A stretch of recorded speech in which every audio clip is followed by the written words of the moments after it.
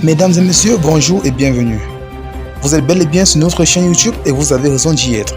Alors, avant de commencer, abonnez-vous à la chaîne et activez aussi la cloche de notification pour ne plus rien manquer. Partagez également la vidéo avec vos proches si vous la trouvez intéressante. On commence. Mort de la célèbre chantre Ozinachi, son époux sort enfin du silence depuis la prison. Monsieur Peter Nwachukwu, époux de la défunte Ozinachi Nwachukwu, a été accusé de violence conjugale sur sa femme, ce qui aurait entraîné sa mort. Face à toutes ces accusations, ce dernier a enfin réagi à tout ce qui se dit en son encontre. Depuis sa garde à vue, il nie toutes les accusations portées personne et soutient que son épouse était souffrante depuis le mois de novembre de l'année 2021.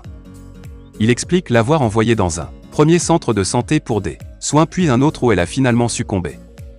Face aux témoignages des proches de la victime qui accusent le mari de violence conjugale, Peter Nwachukwu a été arrêté le temps qu'une autopsie soit faite sur le cadavre de la chantre pour déterminer la véritable cause de sa mort.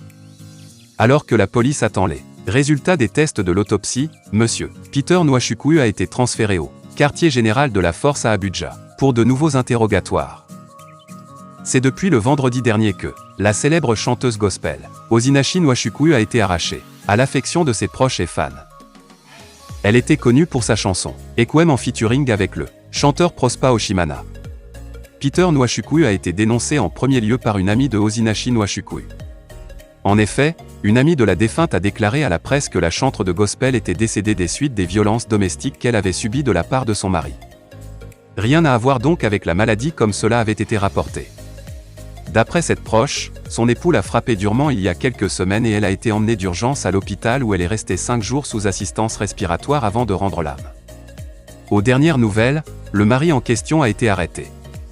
Tout porte à croire que les nombreuses campagnes de lutte contre les violences conjugales tardent à porter leurs fruits.